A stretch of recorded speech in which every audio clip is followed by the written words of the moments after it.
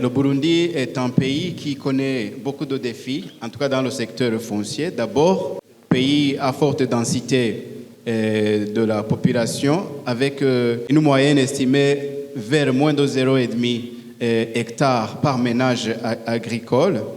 La moyenne nationale est de l'ordre de 460 habitants au kilomètre carré et avec un faible taux d'urbanisation autour de 10%. Et une population qui vit essentiellement de l'agriculture, de 90% de la population. D'où l'importance vraiment de la terre et des droits sur la terre dans un contexte pareil. Connaissant une forte insécurité foncière, aussi due au fait des différentes crises successives qu'a connues le pays, et qui a causé des déplacements de population à l'extérieur, mais comme à l'intérieur du pays. Depuis l'indépendance, plus de 60 ans, on avait seulement 3 bureaux de titres fonciers au niveau national et 2 bureaux régionaux, d'où la nécessité de procéder à la réforme avec la création de structures institutionnelles comme la Commission foncière nationale et bien évidemment avec l'appui de plusieurs partenaires techniques et financiers du gouvernement. Cette réforme prévoit la décentralisation de l'enregistrement des droits pour répondre à la problématique de l'inaccessibilité des services et des titres fonciers.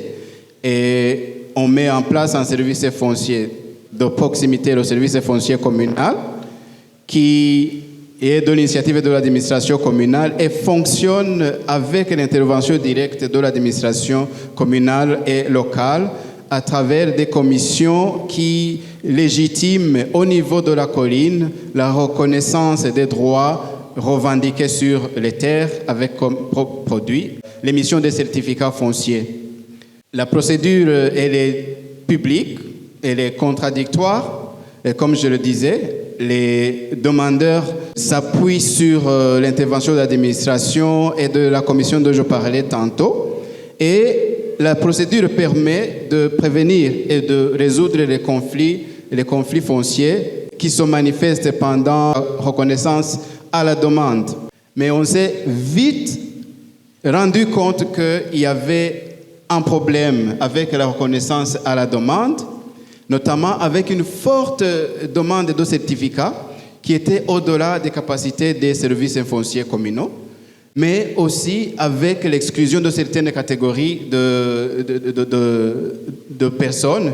Les femmes ne faisaient pas, en tout cas, suffisamment partie de ce processus, et d'autres catégories de personnes, notamment les autochtones, les Batois chez nous, comme on les appelle, dont les droits n'étaient pas suffisamment pris en compte pendant ce processus, parce que c'est un processus qui était lancé par les gens qui en avaient les moyens financiers, mais aussi qui en avaient le pouvoir. D'où l'intérêt d'élargir la réflexion vers l'enregistrement systématique. Les attentes des opérations groupées de reconnaissance, c'était bien évidemment accroître le rythme de certification et toucher toutes les catégories de terres, mais aussi accroître la médiation des conflits, renforcer la situation des droits des femmes et renforcer l'implication communautaire dans le processus. Il s'opposait à un autre problème, la réalisation du plan foncier communal qui est compliqué quand on procède à la reconnaissance et à la certification à la demande. On a des parcelles qui sont éparpillées ici et là, et avoir une cartographie d'ensemble donc sur le territoire collinaire ou communal, ça devient très compliqué. La démarche OGR, je vous épargne de la définition parce qu'elle correspond exactement à celle qu'a donnée M. Ouedraogo et M. K. Je vais juste dire que la demande pour les opérations groupées de reconnaissance émane du conseil communal, soit du conseil communal, soit de l'initiative des habitants qui se concertent et qui en expriment la demande. Et puis, il y a le soutien de la commune et puis l'opération peut commencer. Et l'opération consiste en 3 étapes. L'étape de préparation, il y aura l'opération groupée de reconnaissance proprement dite. La 3e étape, c'est l'inscription des droits et le titulaire dans le registre foncier communal. Et donc, c'est l'étape de certification proprement dite. Et l'établissement des certificats fonciers et leur délivrance aux demandeurs. Pendant cet exercice, on procède à la digitalisation de l'information foncière.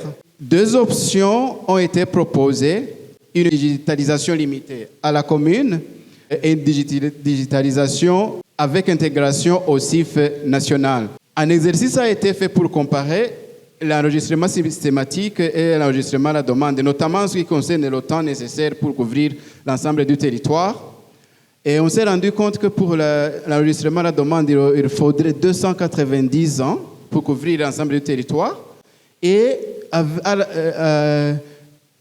sans appui, là c'est sans appui des bailleurs. Avec l'appui des bailleurs, ce serait 68 ans, ça reste très énorme. Mais avec les OGR, on se rend compte que dans 8 vers 9 ans, on peut avoir couvert l'ensemble du territoire. Et sur la résolution des conflits fonciers aussi, avec l'enregistrement à la demande, seulement 30% des conflits peuvent être résolus, tandis qu'elle monte à 70% pour les opérations groupées de reconnaissance. Comme l'expérience du Burundi le montre, il faut faire attention à ce que l'ensemble des acteurs concernés soient présents pendant les opérations de reconnaissance. On a vu par exemple que les réfugiés et les déplacés internes n'ont pas suffisamment participé dans ce processus, ce qui pose des réclamations ultérieures. Le cadre légal également pour permettre l'enregistrement d'inscription au nom des conjoints, il n'a pas répondu. Disons, il n'était pas actualisé pendant les opérations. J'ai parlé du système d'information qu'il faut nationaliser, mais aussi l'harmonisation des outils, documents et approches, parce que chaque partenaire peut venir avec ses propositions. Après, comment est-ce qu'on les harmonise pour avoir un système qui soit, disons, généralisable au niveau de l'ensemble du pays. Je vous dis merci beaucoup pour votre attention.